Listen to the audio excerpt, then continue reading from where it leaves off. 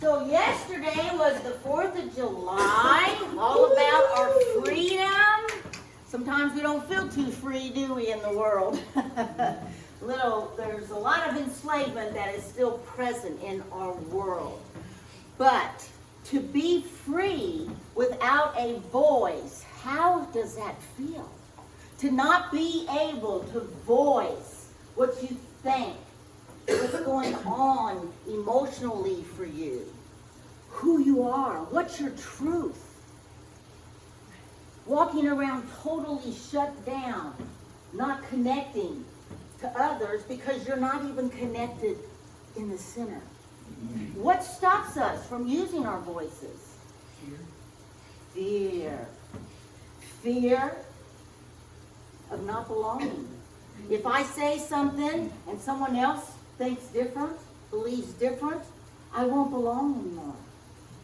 They might not like me. I'm not worthy to speak. I'm not worthy to say what I think. I'm not worthy to tell you my truth.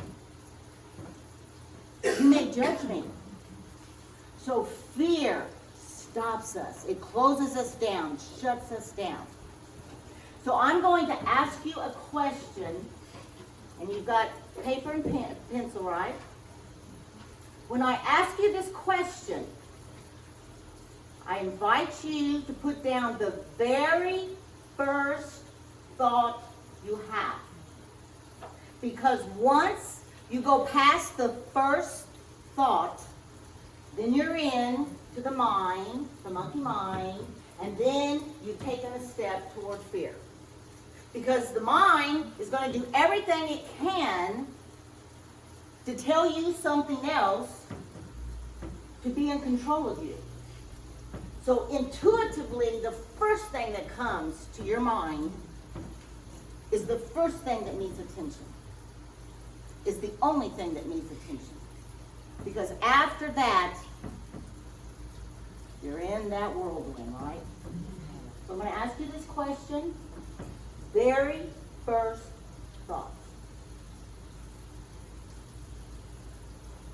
When and what situation were you in where you shut down your voice and could not say what you needed to say? First thought. Don't think.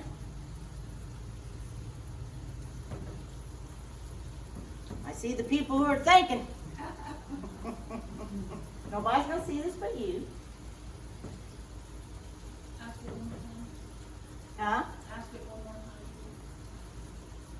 time. A time in your life that you felt that you had to close your mouth, repress, and not be able to use your voice to say what you needed to say. Are you insinuating one single word or just a scenario? Just scenario, whatever comes to you. Because each of us will have a different experience with that question. So it doesn't have to look a certain way. There's no right or wrong here. I just want you to see the first thing. We're going to use this later on in our meditation. Okay? So just hold that and we'll get back to that later. So we have here at Unity 12 powers that were taught through the Fillmores, who are the founders of Unity, Worldwide Unity. And the way Charles Fillmore, the way he came up with these 12 powers was going into a very deep meditation and setting the intention to understand the powers located within his body, where they were located, what color came up, and what it meant. So we have these abilities to go to at any time to use to raise ourselves up to that truth that we are. So the only thing we're going to focus on today, I wanted you to see the voice, where it's located here, and what the power is. They use the word dominion. What that is, it means power, okay? A lot of people don't understand what dominion. But it's at the root of your tongue, so it is your voice, your larynx. And it is the ability to master, dominate, and control. Now, somebody with a big ego would say, heck yeah, I can master and control you all. But this is about learning how to master yourself to the higher self of your being. It's about learning how to incorporate discipline into the way you think, to be observant of those thoughts that you're having.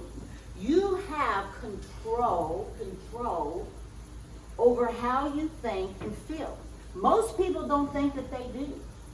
But when you come into a place of spiritual understanding, and you know that going within gives you abilities to express out here in a whole different way than most people do, right? Because you're coming from that higher divine self that you are. So you become the master of your words. You take back the power of being to share your words with others without having their approval. Okay? So I just wanted you to understand in our 12 powers where this was, and that even back in 1800s when this was put together, that even they knew the power of the voice, because the ability was actually the 12th power of power. Beautiful, beautiful. The first rule of kindness is to be kind to yourself. Most of us have grown up thinking that we had to take care of others, we had to be compassionate to others, we had to put others first. If we didn't, we were selfish, blah, blah, blah, blah, blah. But this is something that's very different for us here.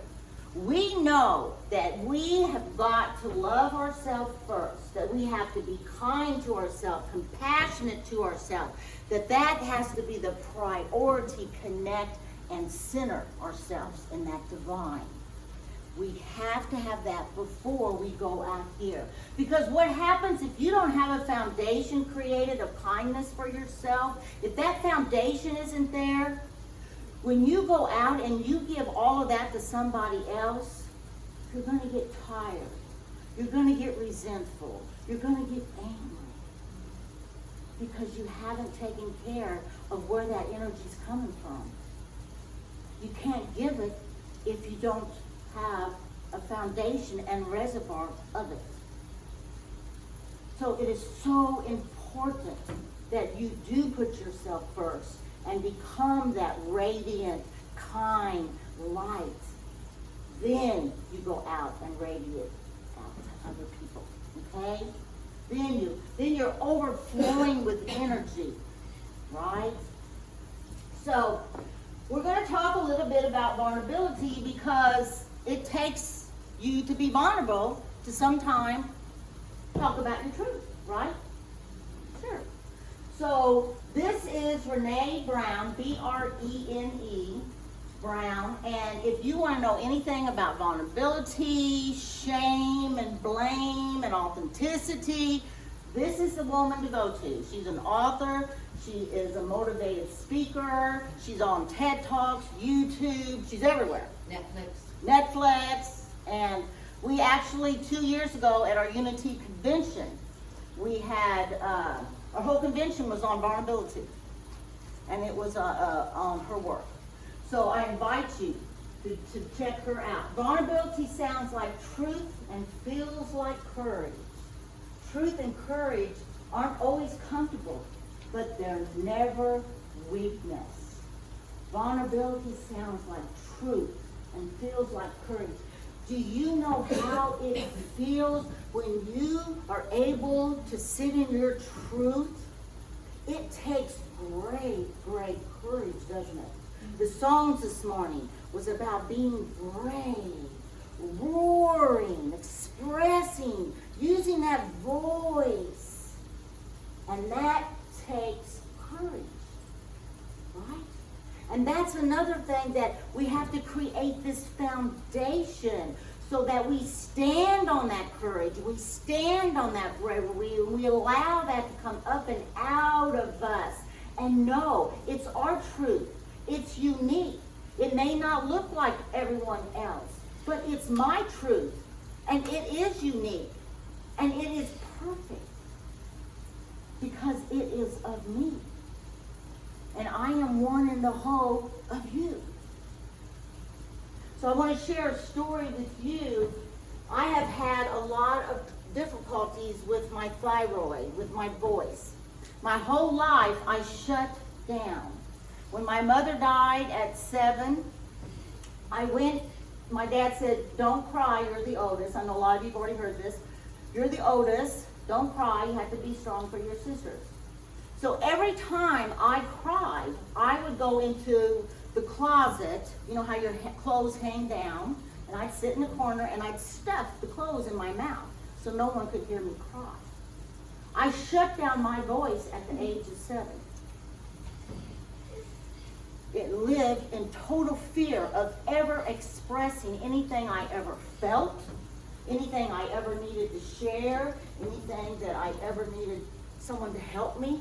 I mean, there were times I wanted someone to love me and care for me, but I couldn't even ask for it. I couldn't even show it because I had completely shut that part of me down. And it has taken great courage to get up here and have a voice today.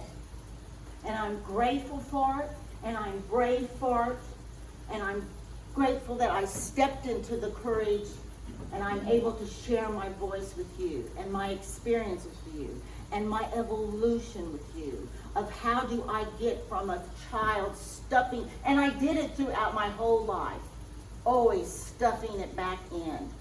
And I ended up with thyroid problems. I suffered, Gene knows, I don't know how many problems pertaining to the voice. And I've had these great mentors in my life that have given me permission to share my voice too. So I'm so grateful for everybody for that.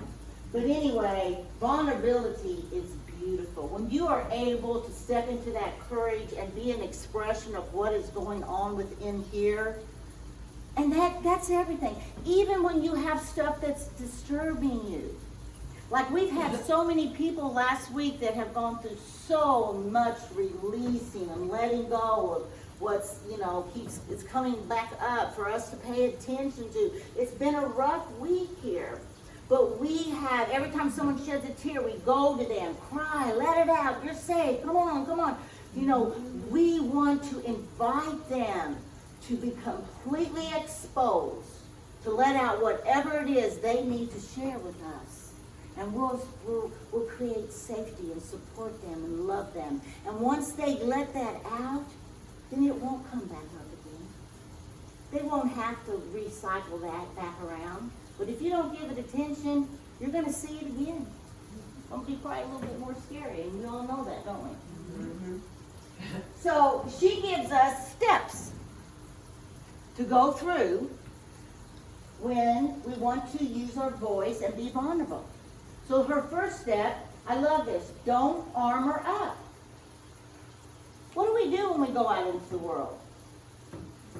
We protect ourselves. We go into survival mode. We close our heart up. I love this where the heart's just all closed up. That's where most of us have lived most of our life. And most of it's because of our programming. Because of our beliefs, right? Is the main reason. Because we want to belong, right? But we don't want nobody to hurt us, right? We don't want nobody to hurt us. We don't want to suffer. We don't want to go through any pain. So just protect that heart to the point where the heart doesn't even breathe anymore. It doesn't even shine anymore. I've said this many times. That's a lot of reason why we have so much heart problems in the world today. Because people have closed their heart.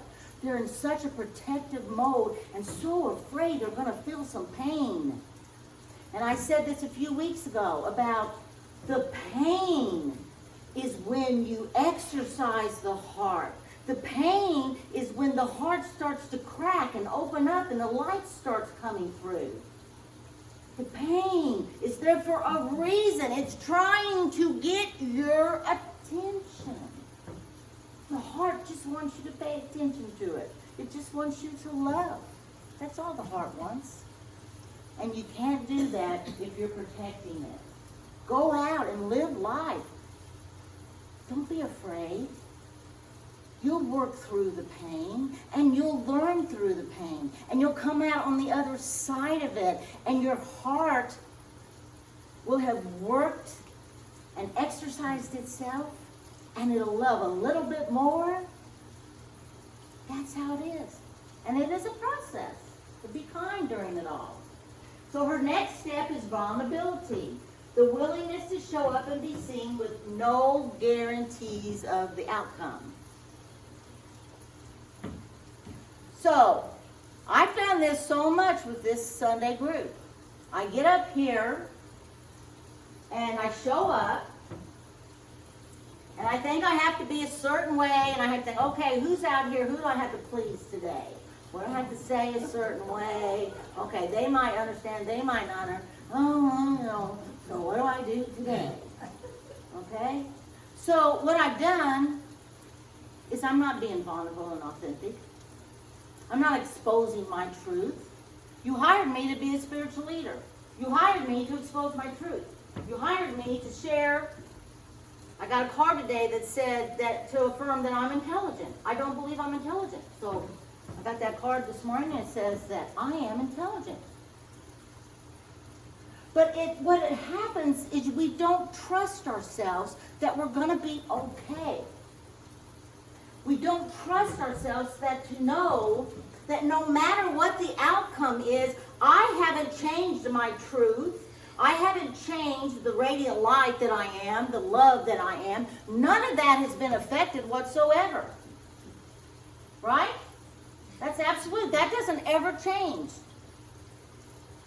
But I just showed up thinking that I got it pretty well, and I'm going to say this, kiss your book.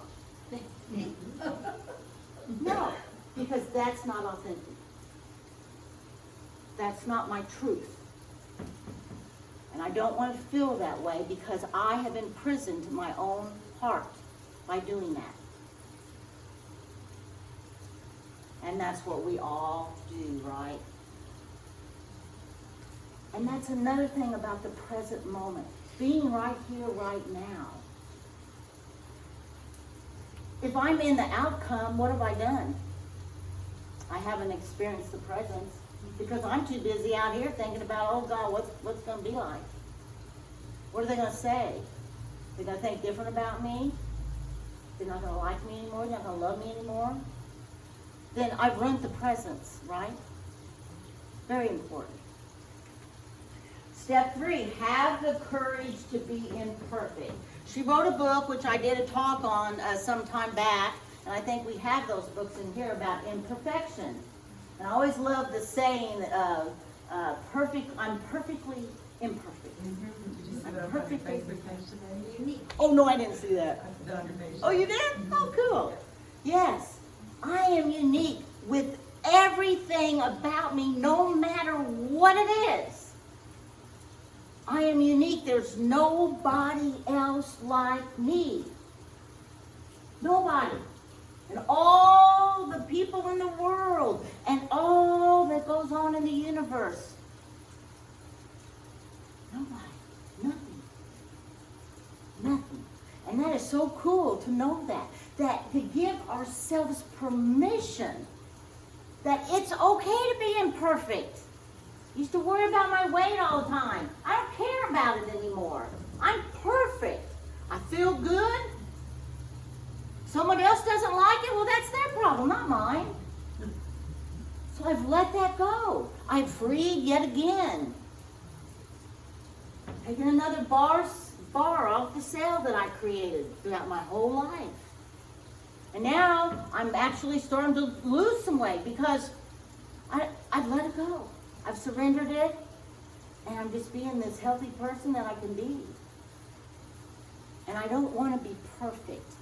I am spiritually perfect. No one can change that perfection within me. No one. But it does take courage to know that it's okay to be imperfect. And you know, most of the things that I have always thought were so imperfect about me are the things that I hear people say to me that they love about me. Do you know why? Right. Because it's me. And people know when it's you, and people know when you've got the mask on and you're being fake. because your energy changes and it affects their energy. And you also help them to know that it's okay, that they're not perfect. All right? Yes. So step 4, explore your emotions.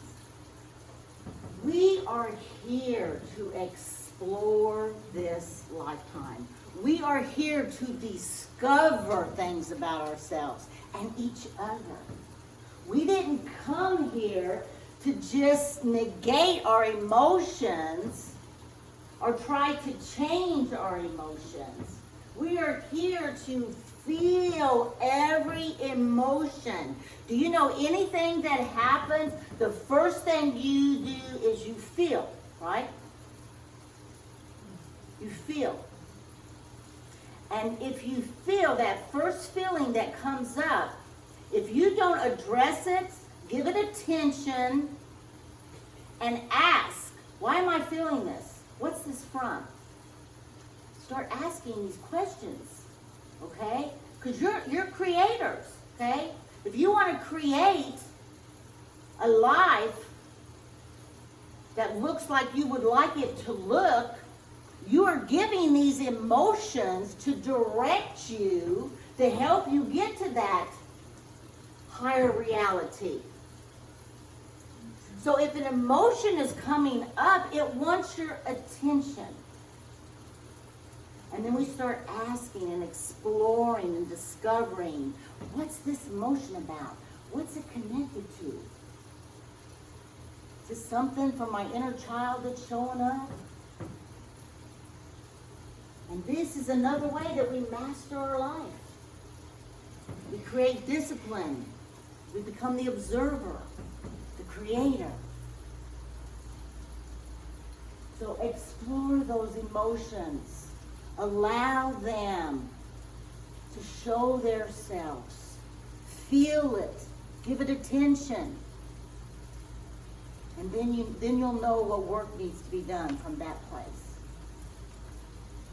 You can choose courage or you can choose comfort. You cannot have both.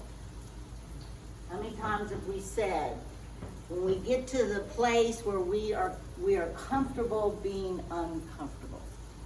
I know, I heard someone say this morning, I won't rat you out, but I was talking about change, and they said, well, I don't like change. Well, that's evolution, you gotta change. And that's been a big thing here at Unity. People haven't liked change.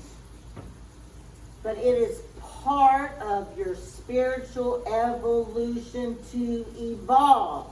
We become stagnated. So we're going to get a little uncomfortable. You might come in on Sunday and you might not feel comfortable in what's happening. Sit with it. Ask yourself, why am I uncomfortable with this? Why is this making me uncomfortable? Because it makes me face my own shit. That's right. This has been my mentor for years. Love her, love her. Yes, yes. And Ed, that's what I was saying about the emotions. When an emotion comes up, face it, look at it, play with it. We're so serious about how we think we have to be because of our programming. We're going to start deleting some of this old programming. We're going to do it in our music, in our words, in our thoughts. Everything around here needs to evolve to a cosmic experience. Yeah. Because we're cosmic beings. We are not these earthlings.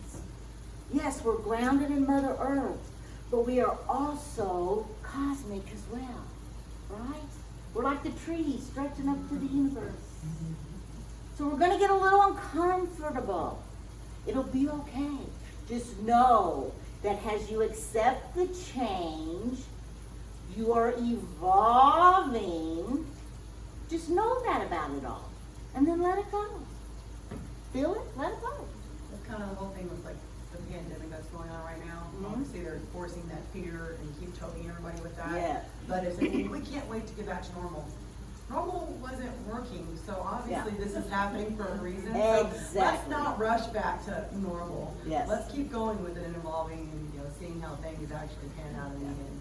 So I think. I don't think anything's gonna go back to normal. That's a good thing. You said No. we don't want to be stagnant, we want to push past That's that. right. So. Yeah, there's most starting of out. us who understand what's going on Right. know that this is a good thing. Right, Even yes. though it looks pretty nasty out here, it is for our highest good. Yes. If we trusted that, if we knew that everything is in order, Yes. divine order, and that it's all for our highest good, no matter how shitty it looks out there. So, it's okay, I'm not perfect and I'm not gonna try to. Okay, so we're gonna go through, I'm gonna bring in, I've gotta bring in Louise Hay. You can heal your life. We have tons of these books, we will always have them here. I'm going to start, as we go through changing things, to incorporate a lot of her work and give you exercises and stuff to do. But I wanna read to you what she says about the throat, okay? The throat represents our ability to speak up for ourselves, to ask for what we want, to say, I am, etc. We know the power of I am. That's the Christ consciousness, that's the higher self. When we say I am, we're affirming I'm this higher divine being, and this is what I am. I am love. I am power. Okay? Sore throats are always anger. If you get a sore throat, you might think, okay, something's going on here. I must be angry about something. If a cold is involved, then there is mental confusion. Larynx usually means you are so angry you cannot speak. Makes sense, doesn't it? The throat also represents the creative flow in the body, because you use your voice to create and to tell yourself and the universe what you want, what you desire, what I want to create in my reality. This is where we express our creativity, and when our creativity is stifled and frustrated, we often have throat problems. So for me, as a little girl that wasn't allowed to be or say or anything, I was too busy taking care of my two little sisters, I didn't create anything for myself. And I didn't know how to do that until I came to Unity. So, a lot of throat problems when you get that creativity is stopped, you become frustrated. Tonsillitis and thyroid problems are just frustrated creativity, resulting from not being able to do what you want to do. I had all these thyroid problems because I wasn't doing what I wanted to do. I always had this desire, and I always felt that I knew what direction I wanted to go, but I was so afraid, that I shut all of that down. So I wasn't able to create. The energy center in the throat is the 5th chakra, and we're going to do a chakra meditation today on the 5th chakra. And this is the place where the place in the body where change takes place. What card did you pull? Can y'all resonate? Yes. No coincidence there. No coincidences, no mistakes. Exactly. Nothing. The energy center, okay. Notice when you cough or when someone else coughs, what has been said. Have you noticed when we are in our meditations and our energy group and you'll hear people start to cough? Yeah. Uh-huh. When someone else, okay, what's been said? So if you cough, what if you just paused and you asked yourself, why did I cough? What was just said that would cause me to cough? What can I connect that with? I'm going to do that the next time. What are you reacting to? Is it resistance and stubbornness? When Margot did a healing on me last month, stubbornness came up. Oh, surely not. Who's saying that? Now, we live in a world of duality. The upside of stubbornness is determination. Yeah. So depending on whose team you are on, mine or somebody else's, you become determined if you're my partner and stubborn if you're my opponent. That's so true. Cool. You wonder why I had her as a mentor. Perfect. That's one of my favorite pieces. Yes, I love that. So yeah, so depending on where you're at, are you connected to the higher self or the lower self, is how you will view that, how that will. Being a good stubborn German. As I am. No, I was talking about myself. And yes, we are that, I know. Oh my gosh. Okay, let's see, is it resistance and stubbornness, or is the process of change taking place? In a workshop, I use coughs as a tool for self-discovery. Every time someone coughs, I have that person touch their throat and say out loud. Would you like to invite me to do this with me? I'm coughing. Change is coming. Touch your throat and repeat after me. I am willing to change. I am willing to change. I am changing. I am changing. I have changed. I have changed. It is done. It is done. I added that last one. And see, that's where I'm okay, adding and changing things, because I'm getting to where I trust myself and I know that I am power, and if it comes to me to say that, it is okay to say that. I don't have to follow her words to the T because she's better than me, which is what I normally would have done. But now I'm not. Now I'm saying, like the prayer that we had a few weeks ago. Marianne Williamson's prayer. Some of it did not resonate with me. So I put revised by Lisa Stieler. But that is where you see yourself stepping into that power and being okay to be authentic and to expose what you feel, what your truth is. And hopefully that affects other people. And I thought it was just science. Now, you know better than that, mister. I've known you too long. You know better than that. We've all got our little parties of you know. That's right. I have my defenses. If we didn't, we wouldn't be here. We wouldn't be here. So, what we're going to do now is we're going to go into the chakra meditation. And it's very important when we meditate, unless you're just wanting to relax and pause and just listen. But if you're wanting to get something out of the meditation, you want to set an intention. Okay? And not all meditations have to be an intention set. But today I would invite you to set an intention with what came up to you when I asked you the question in the beginning. So in your meditation, set the intention for whatever that was, what that's connected to. You would like to know what that is connected to. Or whatever works for you. Maybe you would like to set the intention a little differently pertaining to what you've written down. So look at what you've written down. Decide what intention you would like to set in this meditation. And then after the meditation, and once you've gotten your answer, your clarity, or whatever, then if you would like to release that, if it's something that needs to be released, then come up to the burning bowl, light it.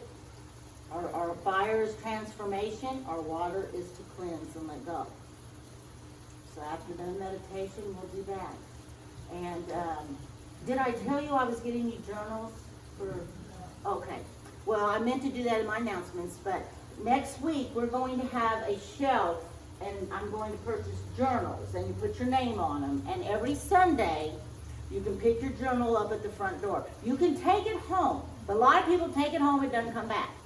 So no one will touch them, no one will look in them, they're your private little thing. And it's safe here, okay? So I will have those for you next Sunday, because like I said, we're gonna start doing some work here, all right?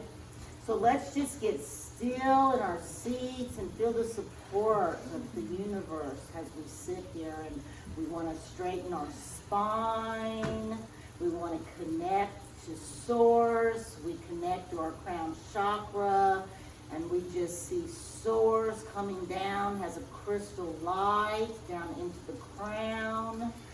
We take that to your heart, and now we want to ground ourselves right here, right now. We ground ourselves to Mother Earth, and go out of our feet and our tailbone in a trinity to wrap ourselves around the crystal core of Mother Earth, and we come back up to our heart space. And it's here in this heart that we stay, we connect to, we center into. Use your imagination, use visualization to see this light space here light up and radiate out.